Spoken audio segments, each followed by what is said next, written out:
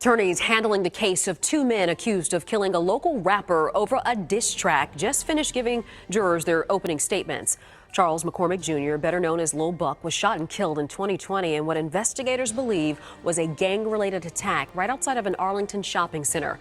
Both argued to the jury that the prosecutor's evidence that they're going to be presenting to them in the future is a result of plea deals reached by others associated with this case. Hakeem Robinson, better known as Ksoo, and Leroy Whitaker are being tried together with separate juries.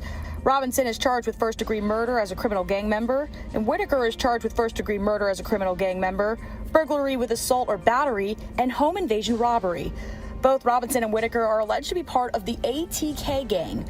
Investigators allege that Robinson and Whitaker sought to kill McCormick Jr. because he made a rap song that dissed the late rapper Willie Addison, who is also Robinson's half-brother. Day one started with opening statements from both sides. The prosecution laid out their entire theory that this was a coordinated gang hit and that Charles Lil Buck McCormick was targeted by Ksoo and his cousin, ATK Scotty, in a war with their rivals KTA in Jacksonville, Florida. They say Ksoo pulled the trigger, Scotty helped set it up, and the state's key witness, Ksoo's own father, Abdul Robinson Sr. Consciously and callously worked together to ensure January 15th, 2020 was the day 23-year-old Charles McCormick died. And it was brazenly executed in broad daylight without any fear of accountability. This was not just any group of co-defendants. This was not a group of strangers. This was a group of individuals who knew one another, were close to one another, that were family. Every single one of them that participated in this crime were members of ATK, a local rap group. Although one of them were related by blood, this was a crime committed by family. The names of the guilty: Hakeem Robinson, sitting right here, whose nickname is Keemy to his family. Ksoo, his rap name. Leroy Whitaker, a co-defendant sitting before him, a cousin, whose nickname is Scotty. Dominique Barner, whose nickname is Butter, their friend, their co-defendant. The only one not related to the others by blood.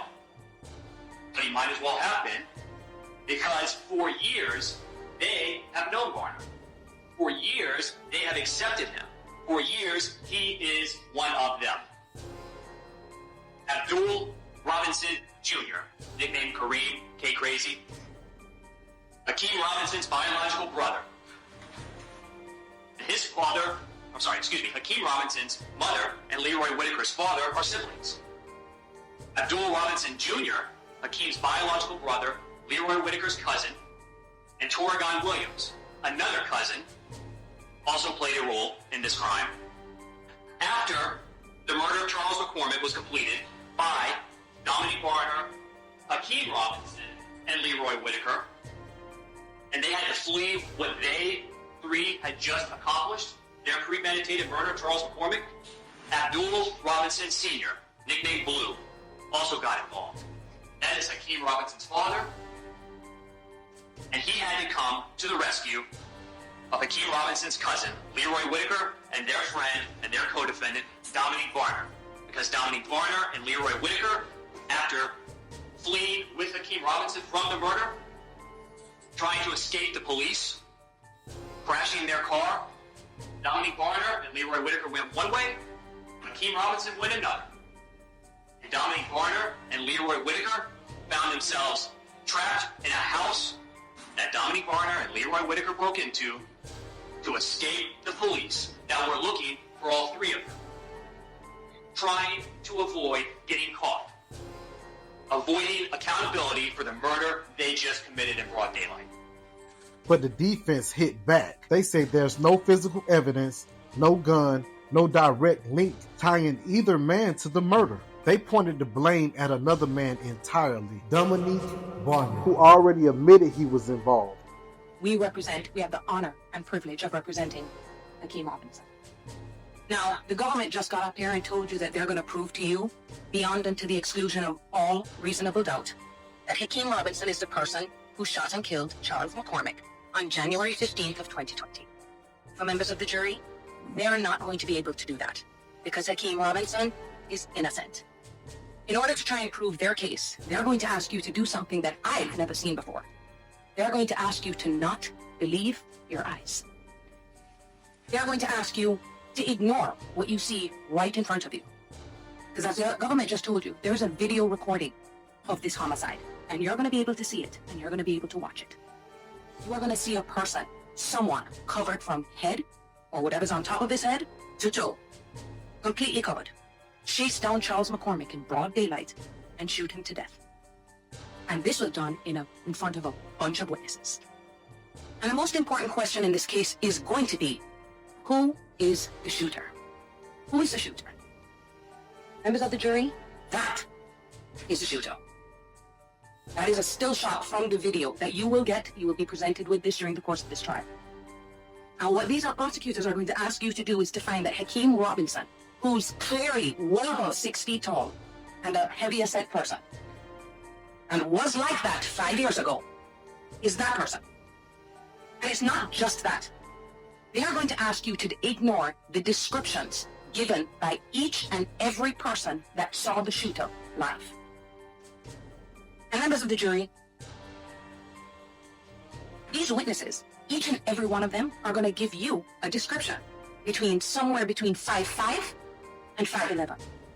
The other description they're going to give you, each of these witnesses that saw this person: slim, slender, thinner.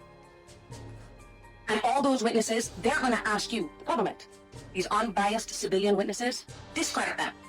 Don't believe them. They were wrong. The witnesses that they're going to ask you to believe are the ones who are actually involved in this murder.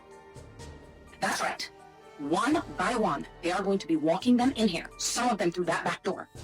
Each one of them, hoping and praying to get some benefit from them. The people that hold all of the power to charge someone, to arrest someone, to drop charges.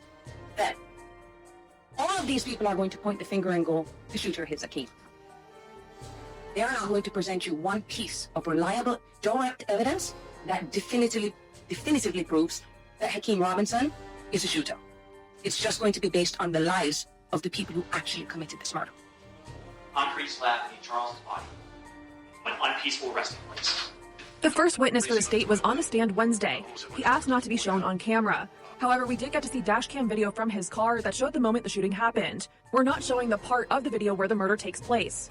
Eventually hit him before he tripped and ended up shooting him multiple times while he lay on the ground. During the opening statement for Whitaker, his attorney Julie Schlacks shared that the evidence would show he wasn't involved. There's going to be one thing and only one thing at the very end of all the testimony, everything that you're going to be presented. It's going to be one name only, Dominique Barner. Dominique Barner, who admitted to driving the getaway car, took a plea deal and told investigators that Robinson wanted McCormick dead for allegedly dissing his slain half-brother Willie Addison, who was killed in the 2019 drive-by shooting. Hakeem's father, Abdul Robinson Sr., was arrested and accused of helping them escape after the shooting. Robinson Sr. later identified his son as the shooter after viewing dashcam footage of the incident. He's now expected to testify against his son and nephew in court. Barner was also brought up during the opening statement from Robinson's attorney, Tara Kawas. She claims that Barner was the one who planned and orchestrated the murder, not Robinson. When you listen to all the credible, reliable evidence in this case, it's only going to prove to you one thing. Hakeem Robinson is innocent. Find him not guilty. Day 2. That's when the courtroom started heating up. The prosecution called their first witnesses, including a staffing agency worker. The caller, who can't be identified, told the court Charles McCormick, also known as Lil Buck, had just left her job after being hired. Despite the moment of chaos, the caller caught a glimpse of the alleged shooter. They shot Charles McCormick, black mask on, he has on a skull cap, he's running across the parking lot. She said she heard gunfire, men fleeing. She called 911 while hiding inside. But now, it's the defense turn. They pointed out that she never saw a face, and that her memory is based on something that happened over 4 years ago. I'm as slender, 5'5" to 5'8" in height, wearing a black and gray hoodie and black sweatpants. He shrunk an inch. I don't even remember what our conversation was.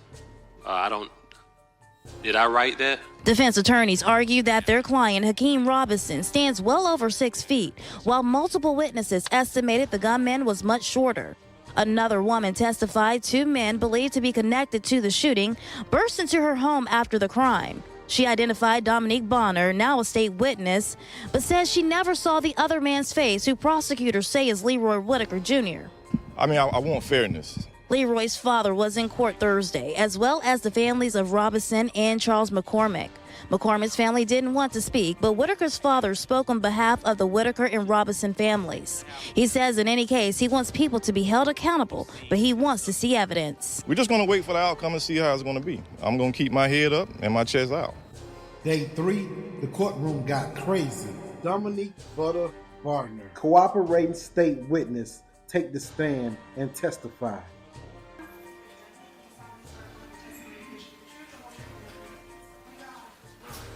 All right, sir. Would you please state and spell your name? Dominique Barner, Dominique Barner. Approximately how tall are you? 5'7". Do you have a nickname? Yes, sir. What is your nickname? Butta. And is that B-U-T-T-A? Yes, sir. When were you taken into custody on the charges you currently have pending? January 15, 2020. And how old were you at that time? 26.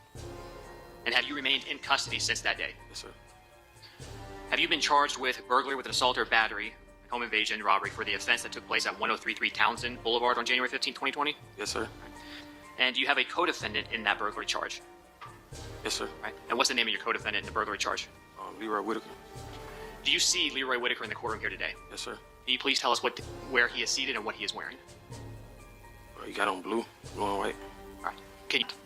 Have you also been charged with second-degree murder for your involvement in the murder of Charles McCormick on January 15, 2020? Yes, sir. And who are the other individuals that have been charged with the murder of Charles McCormick along with you? Leroy Whitaker, Hakeem Robinson, and Abdul Robinson. Abdul Robinson Jr. And do you see Hakeem Robinson in the courtroom here today? Yes, sir. If you see him, can you tell us where he is seated and what he is wearing? He's in a bike row. On blue and white. Have you also been charged with aggravated fleeing and attempting to elude a law enforcement officer? Yes, sir. And while you were in custody for the murder of Charles McCormick, did you also get charged by the state with a second murder involving Damon Rothermel? Yes, sir. And when did Damon Rothermel's murder take place? January 31st, 2019. Do you have co-defendants in that case? Yes, sir. All right. Specifically, who are your co-defendants in the Damon Rothermel murder case? Christopher Brown and Derek Hudson. And is Abdul Robinson Sr. a co-defendant in that case as well? Yes, sir. In August of 2020, did you agree to cooperate and testify against your co-defendants in all of your cases? Yes, sir. And then on September 10th of 2020, did you enter pleas of guilty to the court on those charges? Yes, sir. So you pled guilty to second-degree murder for the Damon Rothermel case? Yes, sir. As well as the Charles McCormick murder? Yes, sir. The burglary with assault or battery? Yes, sir. And the aggravated fleeing and attempting to elude? Yes, sir. And for each and every one of those charges, who did you plead guilty to? Judge Salvador. And today, have you been sentenced? No, sir. Who ultimately is going to decide what sentence you receive? Judge Salvador. Have you been promised by the state that you would receive any specific sentence based on your cooperation? No, sir. Now, is your cooperation, does that provide a legal basis that allows the court to go below 41.8 years if the court thinks that's appropriate? Yes, sir. But does the court have to? No. What is the absolute minimum sentence you can get? With? At sentencing, what's the minimum sentence the court can sentence you to? 20 years. And then again, even with your cooperation, 20 years up to? Life. Now, do you hope that this court will consider your cooperation? Yes, sir. Are you hopeful to get the best possible sentence you can get? Yes, sir. And that would be 20 years in prison? Yes, sir. But are you prepared for the possibility you may spend the rest of your life in prison? Yes, sir. If this judge thinks you are lying, do you think that is good for you or bad for you? Bad. Does Hakeem Robinson have any nicknames? Yes, sir. What are they? Ksoo. All right. Kimi. Kimi? Kimi and Ksoo. Ksoo. Do you know someone, you identify Leroy Whitaker, how do you know him? I know him through his cousin. All right, who's his cousin? We call him Popeye, but his name Mark Lee. Is Leroy Whitaker related to Hakeem Robinson in any way? Yes, sir. How? Cousins. Does Leroy Whitaker have a nickname? Yes, sir. And what is that? Scotty. Are you familiar with a local rap group called ATK? Yes, sir. Was Abdul Robinson Jr., Kareem, part of ATK? Yes, sir. What about Hakeem Robinson? Yes, sir. Leroy Whitaker? Yes, sir. Thorgon Williams? Yes, sir. Based on your relationship with that group, specifically Abdul Robinson Jr., Hakeem, and Leroy Whitaker, did you become associated with ATK? Yes, sir. And are you also familiar with another local rap group named Six Block? Yes, sir. Do the groups ATK and Six Block get along? No, sir. Do they basically hate one another? Yes, sir. Are you familiar with the street term ops? Yes, sir. What does that mean? Opponents, opposition. Are ATK and Six Block ops of one another? Yes, sir. Now, prior to January of 2020, were you familiar with someone named Charles McCormick? Yes, sir. Was Charles McCormick affiliated with the group Six Block? Yes, sir. Are you familiar with someone by the name of Raekwon Howard? Yes, sir. Is Raekwon Howard affiliated with Six Block? Yes, sir. Did Charles McCormick have a rap name? Yes, sir. And what was it? Buck. Can you say that again? Buck. In 2019, did Charles McCormick put out a diss track? Yes, sir. And what was that diss track or song? What did it reference? Dead people. And do you recall some of the people that were referenced in that song? Yes, sir. Who? Willie, 2-3, Snoop. Who's Willie? Willie Addison, that's Kareem's brother. I'm sorry. That's Kareem's brother. You said Willie Addison was who? It was Kareem's brother. Okay. So Kareem being Abdul Robinson Jr., Hakeem's brother. Yeah. You also mentioned someone named 23. Who's 23? Royale. Who was Royale friends with? Hakeem.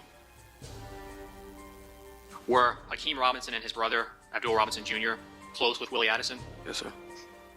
Do you remember when Willie Addison was killed? Yes, sir. And when was that? January 15th, 2019. So exactly 1 year prior to Charles McCormick's murder? Yes, sir. How was Willie Addison killed? Shot.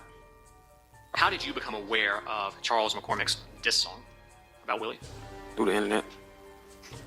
And do you recall where you saw it on the internet? Instagram. And how did you view that on Instagram?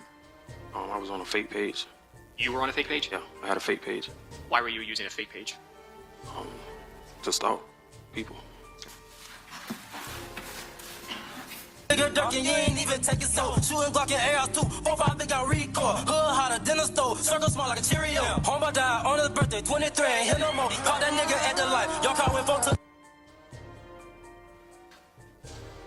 What kind of Glock is in your hand? It's a 23. 5 niggas got hit up sepsis too. Was no 223. Who that in your blunt? Shit, we been smoking on wet lead. Parker screaming out for help. Headshot instantly. It ain't no fair enough. No. Now, Mr. Barner, what does the lyric "smoking on Willie" mean? Jeez. Okay, if he knows, but otherwise. If you know, what does the lyric "smoking on Willie" mean? You smoking on a dead person. Is that a good thing? No, it's a bad thing. Was, excuse me, Abdul Robinson Jr., Kareem, aware of this song? Yes, sir. What about Hakeem Robinson? Yes, sir. Leroy Whitaker? Yes, sir. Were they upset over that song? Yes, sir. After you heard the song, did you attempt to reach out to Charles McCormick? Yes, sir. All right. And how did you do that? With my fake page. And why did you do that? Basically to tell him like what he was doing wasn't cool. Was, to your knowledge, Charles McCormick involved in any way in the shooting of Willie Addison? No, sir. What does it mean on the street if someone's described as soft? Like, not capable, nothing that's street. Okay. Was Charles McCormick known as soft? Yes, sir. Towards the end of 2019, were you able to find out where Charles McCormick was living? Yes, sir. And how did you get that information? Through Core. Say that again? Through Core. And what is Core? It's a website for like public information. Is it the clerk's public website? Yes, sir. And on that public website, what did you find that provided some of the information you were looking for? Well, I had seen that McCormick got pulled over, and it showed his address on his license. It showed his car and his license plate. So when you say he got pulled over, did he receive any type of citation? Yes, sir. Did you see that? Yes, sir. Now, when it had the address, did you get the unit number or just the address for the apartment complex? Just the address for the apartment complex. Do you recall where that apartment complex was located? Yes, sir. Where? Off Atlantic Boulevard. After you got the address for that apartment complex, did you do anything to look that complex up? Yes, sir. What did you do? I Googled it. All right. And did you see images of it? Yes, sir. Did you tell anyone that you found his address? Yes, sir. Who did you tell? I told Kareem. After that, did you continue to monitor Charles McCormick's Instagram page? Yes, sir. Were you trying to keep tabs on him? Yes, sir. In December of 2019, did Charles McCormick post anything that kind of caught your attention? Yes, sir. And what was that? Posted a picture. And why was that of interest to you? Because he posted in the same apartment complex. Did you recognize that location in the photo? Yes, sir. When you saw that photo posted by Charles McCormick, what did you do? Text Kareem. Abdul Robinson Jr.? Yeah. And what was the purpose of texting Kareem? Let him know that he posted a picture at his house. Charles McCormick? Yes, sir. And why did you want to share that information? Basically so we can ride through and see what was up. So after you sent that information to Abdul Robinson Jr., what happened? They came and picked me up. And we went out there to go see where he posted the picture at. Who's they? It was me, Kareem, Hakeem, and Scotty. So Scotty Leroy Whitaker? Yes, sir. Hakeem Robinson? Yes, sir. And Kareem Abdul Robinson Jr.? Yes, sir. And when they picked you up, do you know what kind of vehicle they were in? He was in a Camry, Toyota Camry. Do you know whose car that was? It was Hakeem's car. Was it a car he owned? No, sir. It was a rental car. A rental? Yeah. Where did the four of you go once they showed up? We went to McCormick's apartment complex. And what did you do when you got there? We went to go see where he posted the picture at. And what was the reason for trying to find that location of where he took the photo? So basically so we can, handle up after that. What does handle up mean? Get everything in motion, like set something up. To accomplish what? Kill McCormick. And did you know before you went over there exactly what unit he lived in? No, sir. Did verifying where that photo was taken assist you with that? Yes, sir. Was killing Charles McCormick something that you wanted to happen? Yes, sir. Is this something based on the group and everyone going over there? Was that something that Leroy Whitaker wanted to happen? Yes, sir. Abdul Robinson Jr.? Yes, sir. Hakeem Robinson? Yes, sir. When all of you went over there that day, did you see Charles McCormick at the complex? No, sir. Where did you go after y'all left that day? They took me back to my apartment. What was the reason that all of you wanted to kill Charles McCormick? Because of the diss track he made. And did that diss track upset you? Yes, sir. Were you upset about what he said in it? Yes, sir. Did he get stuff wrong? Yes, sir. That upset you? Yes, sir. Why was Hakeem Robinson and Leroy Whitaker and Kareem all upset? Because he was dissing their brother and friends. And by brother, you mean Willie Addison? Yes, sir. Excuse me. Once you found out where Charles McCormick lived in December of 2019, why wasn't he killed right away? Because he took a vacation. Charles took a vacation? Yeah. You know where he went? Went to Vegas. How were you able to find that out? Through Insta. Say that again? Instagram. Were you still trying to monitor his location? Yes, sir. And at some point, did he come back from Vegas? Yes, sir. And did you find that out? Yes, sir. How? Through Instagram. Do you recall when you saw that information? Yes, sir. When was that? It was on the morning of January 15, 2020. So the morning he was killed? Yes, sir. Do you recall where you were when you found that information? It was at my apartment. Was anyone with you that morning? Yes, sir. And was this very early morning? Very early morning. Who was with you? Christopher Brown. And once you got that information, did you and Christopher Brown do anything? Yes, sir. What'd you do? We went to his apartment complex. Whose? Charles McCormick. How did you get there? With Christopher's baby mother's car. Was that a car that was in his baby mother's name or family? It was in her mother's name. So is that a car that could easily be connected back to them? Yes, sir. What kind of car was it? Hyundai Sonata. When you and Christopher Brown went to Charles McCormick's apartment on January 15, 2020, what did you observe? Well, we seen McCormick's car back then. And do you recall what kind of car Charles McCormick had? It was a Kia. After you saw that car back then, did you and Christopher Brown wait there or did you leave? We left. And why did you leave? Basically go black. Where did you go? We went back to my apartment. And when you got back to your apartment complex, did Chris Brown stay? No, he left. All right. And when he left, was it still the morning of January 15, 2020? Yes, sir. And where did he go, or why did he need to leave? He left because he had to take his baby mama to work. After Chris Brown left your apartment that morning, did you contact anybody? Yes, sir. Who? I contacted Kareem. Abdul Robinson Jr.? Yes, sir. And do you recall how you contacted him? Through phone. Do you remember around what time you called him? Yes, sir. What was that? 4 o'clock in the morning. What was your phone number back in January 15 of 2020? 702-918-4911. Was your account for that phone number in your name? Yes, sir.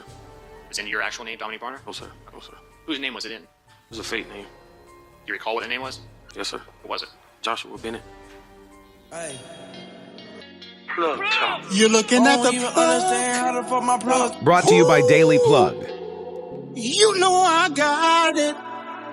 Yeah.